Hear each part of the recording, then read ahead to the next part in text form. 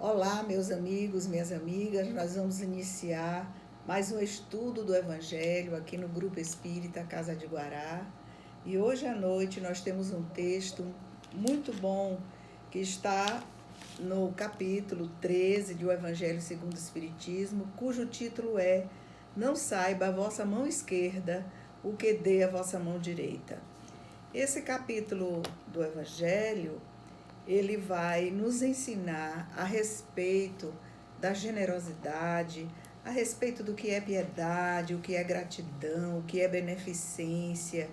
E assim nós vamos dar um mergulho no pensamento de Jesus, o que não é fácil, porque falar a respeito das grandes lições que Jesus ensinou nos leva a pedir socorro a espíritos maravilhosos que nos ajudam, seres humanos que viveram aqui na Terra, como Joana de Ângeles, com sua psicologia profunda, fazendo uma análise das falas de Jesus, dos ensinamentos muitos que ele deixou para nós no Novo Testamento, assim como também o socorro de Amélia Rodrigues, esse espírito fantástico, essa professora inigualável que viveu aqui na Bahia, assim também como Joana de Ângeles, teve uma existência aqui na Bahia, e juntos com Divaldo Pereira Franco, conhecido de todos nós, eles fazem um trio, uma tríade, que muito bem penetra nos hábitos, nos costumes judeus, judaicos da época de Jesus, porque eles também, enquanto espíritos imortais, eles tiveram uma vivência fantástica naquelas terras onde Jesus encarnou, onde Jesus veio para nos ensinar as lições. Então, Amélia Rodrigues é o espírito que nos vai esclarecer a respeito dos hábitos e costumes, como nos ensina Joana de Ângeles. Vai nos ensinar a respeito de Jesus homem, enquanto Joana de Ângeles vai trabalhar o Jesus transcendente, aquele que a psicologia profunda traz os ensinamentos, cuja baliza maior vai para dentro. É dentro do homem que mora a verdade. Então nós vamos estudar e vamos ler o texto do óbolo da viúva, que está aqui no Evangelho segundo o Espiritismo, que é um texto fantástico. Estando Jesus sentado defronte do gasofilácio, e nós vamos prestar atenção em todas as palavras que aqui está, ao observar de que modo o povo lançava ali o dinheiro, viu que muitas pessoas ricas o deitavam em abundância. Nisso, veio também uma pobre viúva, que apenas deitou 2 pequenas moedas do valor de 10 centavos cada uma. Esse primeiro parágrafo já é uma riqueza. Chamando então os seus discípulos, aí vem a lição, disse-lhes: em verdade vos digo que esta pobre viúva deu muito mais do que todos os que antes puseram suas dádivas no gasofilácio. Por isso que todos os outros deram o de que lhes abundava, ao passo que ela deu do que lhe faz falta. Deu mesmo tudo que tinha para seu sustento. Nós vamos encontrar a narrativa em Marcos 12, 41 a 44 e em Lucas 21, 1 a 4. Vamos lembrar que esses 2 evangelistas, isso é importante para a interpretação, sob o ponto de vista dos estudos de Amélia Rodrigues e sob o ponto de vista dos estudos de nossa irmã Joana de Ângeles, que Lucas era um médico nascido no Egito que não conheceu Jesus. Portanto, ele ouviu falar de Jesus com as palavras e os ensinamentos do nosso irmão Paulo de Tarso e ficou tão encantado por aquela personalidade encantadora que ele pediu para ir conhecer a mãe de Jesus, que estava numa região na Turquia, na cidade de Éfeso, que havia vindo fugida da sua terra, da sua cidade, por conta de uma perseguição que os judeus estavam fazendo para destruir a sua vida. E Lucas foi e morou alguns anos com Nossa Senhora, e foi ela quem repetiu para ele todos os ensinos de Jesus, sobretudo aqueles que falavam sobre as curas, porque como médico Lucas era, e ele então colocou em seu evangelho todas as curas de Jesus. Já Marcos era um menino jovem, seu evangelho, na maioria, foi ditado por Pedro. E essas informações nós temos estudando a obra da nossa irmã Amélia Rodrigues. Então, voltemos para fazer a análise do relato que os dois fizeram a respeito do óbolo da viúva. Ora, a oferta da viúva pobre. É assim que Amélia Rodrigues e Joana de Ângeles nos fala a respeito desse texto. Jesus estava sentado defronte do gasofilácio. Sentado. O que faria Jesus naquele templo, sentado em frente ao gasofilácio?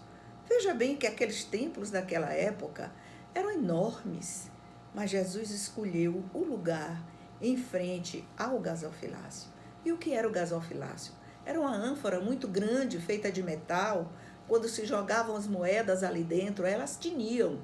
Então, as pessoas ricas jogavam punhados de moedas dentro do gasofilácio porque tilintavam e faziam um barulho enorme. Então, todos aqueles judeus que estavam no templo sabiam identificar. Olha, a oferta desse judeu foi uma oferta muito grande, porque muitas moedas foram colocadas, eles identificavam pelo barulho. Mas aí, como Jesus observava o modo como as pessoas lançavam as moedas, a gente precisa interpretar esse modo. As pessoas prepotentes jogavam seus punhados com força lá dentro, para que o barulho fosse maior. Algumas outras deitavam delicadamente aquelas moedas lá dentro. Então, esse modo fazia com que Jesus avaliasse a personalidade de cada um daqueles que colocavam o seu óbolo, que na verdade era a sua oferta, para ajudar as pessoas carentes da região e, sobretudo, formar o grande caixa dos templos, né, para suas múltiplas necessidades. Nisso veio também uma pobre viúva. Aí é que os discípulos ficaram observando Jesus e disse: mas o que ele faz ali? Olha, ele observa atentamente cada um deles, mas quando aquela pobre senhora se apresentou vestida de preto, cabelinhos curtos, todos identificavam que era a indumentária de uma viúva. E o barulho que o gasofilácio fez ao ela deitar aquelas 2 moedinhas de 10 centavos foi quase nenhum. E ela depositou delicadamente as 2 moedas de 10 centavos cada uma, então seus 20 centavos. Aí Marcos vai explicar, e só ele é quem explica, por isso Joana, quando vai fazer o comentário, faz um trecho de Marcos, que aquelas 2 moedinhas representavam um quadrante de um denário. É como se 20 centavos em nosso dinheiro representasse um quadrante de R$1, para vocês terem a ideia do valor daqueles 20 centavos, que era tudo que aquela pobre viúva ela tinha para dar. Qual era a diferença? É que todos os outros antes dela colocaram moedas, dinheiros dentro do gasofilácio daquilo que lhes sobrava, mas ela colocou o que realmente ela tinha para o seu sustento. Eram os 20 centavos que ela tinha para se alimentar. Então Jesus chama os discípulos e diz: em verdade vos digo que esta pobre viúva deu muito mais do que todos os que antes puseram suas dádivas no gasofilácio. Óbvio que os discípulos ficaram intrigados. Uma mão cheia de moedas não tem o mesmo valor de 2 moedinhas de 2 centavos. Como é que Jesus chama eles para lhes dar essa grande lição, dizendo que ela foi quem depositou mais do que todos os outros? É que a dimensão da intenção e do valor do gesto caridoso daquela viúva era muito diferente daqueles outros que os antecederam. Jesus avaliava a intenção. A intenção é como diz Joana de Ângeles, ela está na razão direta do que mora dentro de você. É o que está dentro da sua alma. Então, cada um, quando for dar, né, quando for contribuir para a sociedade onde vive, ajudando aqueles que necessitam, seja lá que necessidade for, observe a sua intenção. É o primeiro passo para a gente fazer uma avaliação interior, conforme Joana nos ensina. Então, ela deu tudo o que lhe faltava. Algumas explicações nós precisamos ter a respeito desse texto, cujo um segundo texto que está aqui, chamado Piedade, que é o que nós vamos comentar, também é o óbolo da viúva em relação à questão da piedade. Nós vamos ver o significado de piedade. O que seria piedade? Que os homens ainda não entendem naquela dimensão que Jesus explicava. Então, a piedade, ela é irmã da caridade. Olha que coisa interessante, ela ser irmã da caridade. Tá? É uma virtude que mais nos aproxima dos anjos. E eu fico a imaginar, eu não tenho noção do que seja o mundo angelical, dos anjos. Porque até então, nós vivemos no mundo dos humanos e temos ainda grande dificuldade para mergulhar na humanidade, na dimensão que Jesus já alcançou. Quando a gente fala em humanidade na dimensão que Jesus alcançou, a gente está falando do Jesus imanente, que é diferente do Jesus transcendente. Quando a gente fala de imanência, na avaliação da nossa irmã Joana de Ângeles e sua psicologia profunda, a gente está falando do homem no mundo, a gente está falando de Jesus no mundo. Como é isso em relação a seus irmãos, em relação às múltiplas necessidades daqueles que convivem conosco em nossas casas, em nossos trabalhos, aqueles que convivem conosco na cidade onde vivemos, no estado onde nascemos, no país onde estamos e, alargando mais, no planeta Terra onde reencarnamos. É essa a intenção, são essas necessidades para o homem imanente que foi Jesus, que era Jesus em seu tempo, que deu milhares de exemplos, que a gente precisa passar pelo crivo de uma avaliação. E essa avaliação, ela é muito, muito pessoal. Como a piedade é uma virtude, e as virtudes nós precisamos trabalhar muito para desenvolvê-las. A gente começa trabalhando, formando hábitos, e hábitos são muito difíceis deles serem incrustados em nossa personalidade, de modo que esse incrustamento ele seja evangélico, ele seja trabalhado na dimensão da generosidade. Todo hábito, enquanto virtude, deve ter a dimensão da generosidade. Então, mas é a caridade, como nos diz a nossa irmã Amélia Rodrigues, que nos leva e conduz até Deus.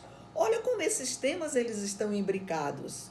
A intenção de como nós ajudamos, a piedade que antecede ao gesto de caridade e o quanto nós já crescemos em humanidade para vivermos a nossa experiência aqui na Terra. A caridade, nós não vamos esquecer que é esse enternecimento do coração. O enternecimento do coração é uma bondade simpática. É uma simpatia que a gente tem para o outro, sem olhar as dificuldades que ele está vivendo, as doenças que ele está vivendo também, mas a necessidade, seja física, seja moral, que o outro está ali passando e que nós temos essa capacidade de enxergar, precisamos desenvolver essa capacidade de ver para poder socorrer com a simpatia bondosa para todos. Essa simpatia bondosa, ela vai desenvolver esperança e resignação no outro, tá? Então, nós vamos aprender, dentro do comentário do Evangelho, que a piedade bem sentida é amor. Olha que coisa! Piedade bem sentida é amor. O que é amor? Amor é ser devotado, é devotamento. E o que é devotamento? é o esquecimento de si mesmo. E o que significa o esquecimento de si mesmo?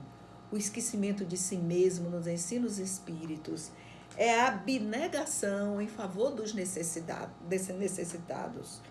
Abnegação e esquecimento de si mesmo são duas virtudes que estão dentro do desenvolvimento dessa capacidade de amar.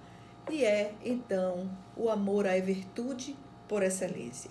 Nós vamos fazer e precisamos realmente fazer essa diferença que Joana vai nos ensinar no texto sobre a piedade, entre a piedade com beneficência e a piedade sem beneficência. Como é que pode a gente fazer essa grande distinção? Joana vai nos dizer que a piedade sem beneficência é filantropia. Eu queria muito saber essa diferença entre filantropia, porque sempre as pessoas me procuram em relação ao trabalho que o Grupo Espírita Casa de Guará faz no Recanto de Potira, a respeito da filantropia que nós desenvolvemos lá. Não, e eu respondo, nós não desenvolvemos filantropia no Recanto de Potira. Nós desenvolvemos a beneficência. Mas qual é a diferença, Carmélia? A diferença é que nós exercemos uma piedade com beneficência. Nós temos dentro de nós a intenção amorosa de socorrer as necessidades daquelas mamães carentes que lá estão. E socorrendo as necessidades mínimas, aquelas que nós temos condições já de socorrer, nós vamos amando essas criaturas que são nossas irmãs, em suas outras necessidades, fora daquelas estabelecidas pelo programa do Recanto de Potira. Olha que fantástico! Então, primeiro, nós aprendemos especificamente com Miguel, que faz um comentário a respeito do texto Piedade, que a gente precisa desenvolver dentro de nós esse sentimento de simpatia, esse sentimento de acolhimento para com o outro, de modo que a gente consiga enxergar o que é que o outro precisa. E a nossa intenção, ela é computada pelos bons espíritos, nossos amigos mais próximos, auxiliares de Jesus, que nos ajudam em nossa caminhada. Então, nós vamos encerrar contando uma história cujo nome chama-se Um Copo de Leite. Certa vez, um rapaz franzino, muito pobre, passava por uma rua e ele ficava pensando ele estava naquele momento pensando como ele poderia pagar os seus estudos, porque ele tinha um ideal de ego. E esse ideal de ego dele era um planejamento desde criança que ele fez para a sua própria vida, sem recursos nenhum, porque ele havia nascido num lugar de muita pobreza, de muita necessidade, de muita doença. Ali ele residia com a sua mãe. E ele então imaginou que se ele pudesse vender de porta em porta objetos, comidas, refeições, tecidos, ele poderia angariar o dinheiro para pagar os seus estudos. E assim ele fez desde criança. Ele já estava rapaz. Mas naquele dia era um dia especial em sua vida. Ele não tinha vendido muito. Ele estava há uma semana desesperado, porque o que ele havia conseguido de dinheiro não iria dar para pagar seus estudos. E ele imaginou que tudo estava perdido. E que era muito religioso, porque sua mãe o havia ensinado a temer a Deus. Ele começou a fazer orações. O que hei de fazer com 10 centavos em minha mão? Como? Ou junto para pagar os estudos? Não daria, óbvio. Então, o que é que ele fez? Na primeira casa que eu encontrar, eu vou bater a porta e pedir uma comida. Estou já para desmaiar de fome. E ele bate naquela porta. Quando sai de lá de dentro, uma linda moça jovem olhou para ele e ele ficou com vergonha. Sendo já um rapaz, ele ia pedir comida para aquela moça linda e jovem. Então ele disse: me dá um copo com água. A moça olhou para ele, risonha, mas percebeu, olha, o que é a percepção da piedade, que ele estava maltrapilho, o sapato rasgado, a roupa muito velha, poída em alguns lugares, ele muito magrinho. Ela pensou, ele está com fome. Então ela foi lá dentro e trouxe para ele um copo de leite. Ele recebeu o copo de leite, bebeu aquele copo duplo de leite morno e se sentiu reconfortado. E disse a ela, muito obrigada, moça, Deus lhe pague. E saiu. O nome desse rapaz era Howard. E Howard sai dali, feliz da vida, vendo que Deus não o havia abandonado. Os anos se passaram. E um dia ele estava em seu consultório, num grande hospital. E aí chega um atendente de enfermagem e diz, Senhor, internou-se aí uma moça, já uma senhora, e ela está muito doente, ela tem múltiplas complicações. E nós queremos que o senhor determine, né, o protocolo de ajuda para ela. Ele foi, fez o seu trabalho, como de costume, como de praxe, afinal ele estava dirigindo aquela ala do hospital, e aquela moça passou alguns meses internada, e ele dirigindo, né, a medicação para aquela mulher. Um dia ele desce lá embaixo, na enfermaria, e vai conhecer, porque era de hábito seu conhecer os pacientes. E quando ele olhou para aquela face, ele tomou um susto muito grande. Voltou para o seu consultório, para a sua área de trabalho, e logo depois ela teve alta. E ela, desesperada, chorava sem saber como pagar a conta. Era uma conta muito alta, porque afinal, ela morava nos Estados Unidos, ele era um médico americano, e teria que vir uma conta enorme, mas ela já estava liberada, ela já tinha tido alta, e ela pede ao atendente de enfermagem, uma delas, que traga a conta para ela ver. E quando a moça vai pedir a conta ao dirigente, né, ao administrador, que era esse médico, recebe aquela folha enorme, né, de todos os gastos que ela teve ali no hospital. Mas o médico pegou aquela fatura e escreveu um bilhete em letras muito bonitas embaixo. E a enfermeira, a atendente de enfermagem, ficou olhando, curioso. Eu nunca vi ele colocar nada escrito embaixo de uma fatura. Ele dobrou cuidadosamente, entregou para ela, e ela foi lá onde estava aquela moça e entregou a fatura. Ela abraçou, colocou no coração, chorou. Foi abrindo devagarinho. Quando ela abriu, viu aquelas letras enormes escritas embaixo da fatura. Eu me emociono, porque estava escrito ali embaixo: a conta está paga com aquele copo de leite que você me ofereceu. Olha, é emocionante a história.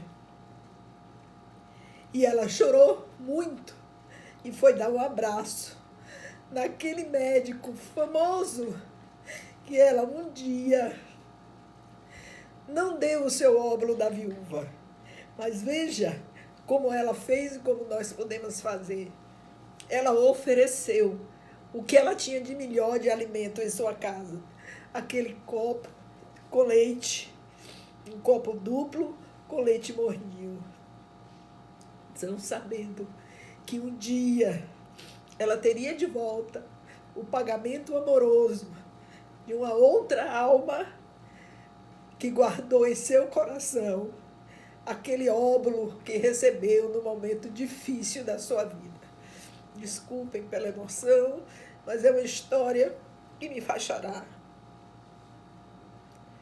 E que me lembra aquelas mães do Recanto de Potira, que quantas vezes abraçam os trabalhadores da Casa de Guará, que vão com tanto amor e carinho, dar um beijo, dar um abraço, fazer uma visita quando as crianças nascem, olhar as necessidades delas, suprir muitas dessas necessidades. Nada paga um gesto de amor. Que Jesus continue nos inspirando hoje e sempre. Muito obrigada.